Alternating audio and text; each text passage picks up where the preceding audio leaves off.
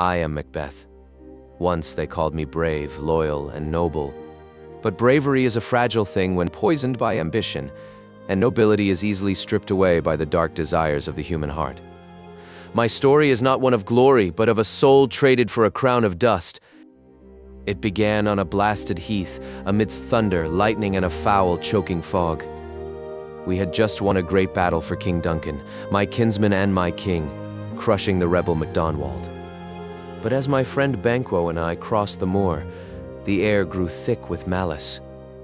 3 hags, withered, wild, and bearded, materialized from the mist. They did not look like creatures of this earth. They hailed me as Thane of Glamis, Thane of Cawdor, and finally, King hereafter.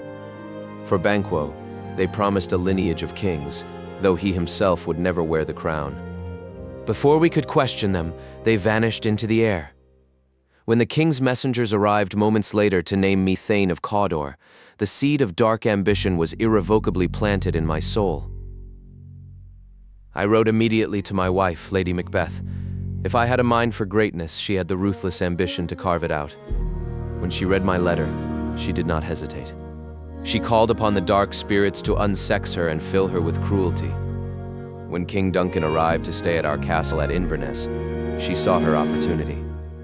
That night, the air was heavy with the scent of blood before a drop was even spilled.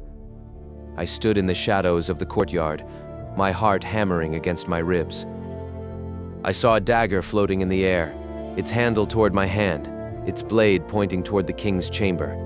It was a dagger of the mind, leading me to my damnation. I entered the room and struck King Duncan down in his sleep.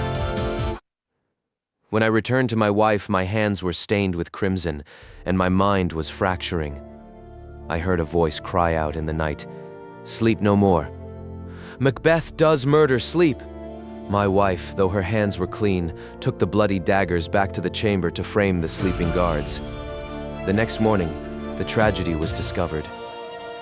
Duncan's sons, Malcolm and Donalbain, fled in terror to England and Ireland, leaving the crown to me. But the crown felt heavy, and the silence of the castle was deafening.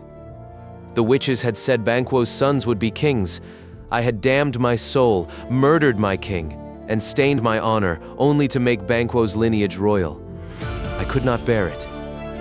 I hired assassins to ambush Banquo and his young son, Fleance, on the road. They killed my old friend, but Fleance escaped into the night. That evening I hosted a grand banquet for the lords of Scotland. I took my seat at the high table, ready to play the gracious king. But as I looked down, the chair beside me was not empty.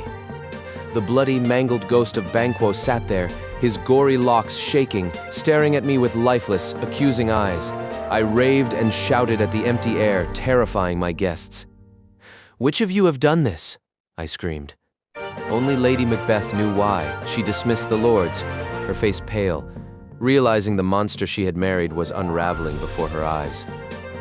Desperate for reassurance, I sought out the witches in their cavern.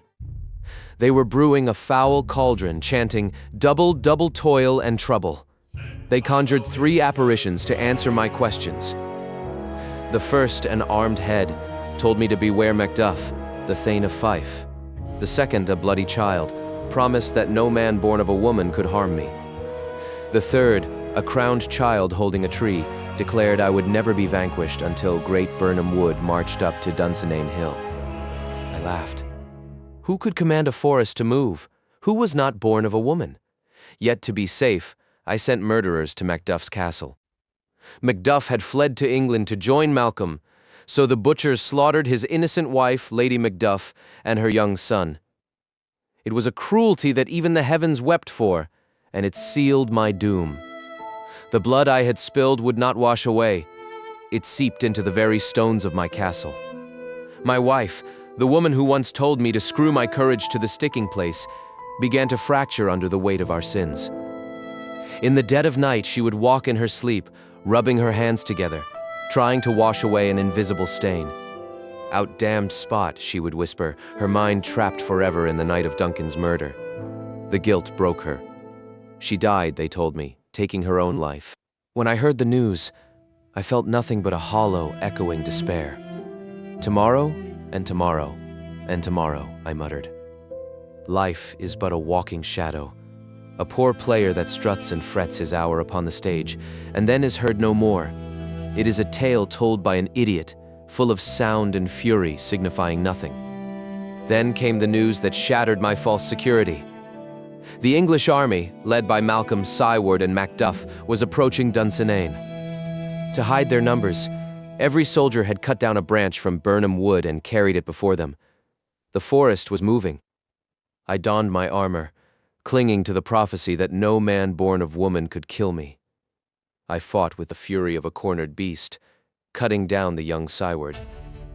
But then Macduff found me on the battlefield.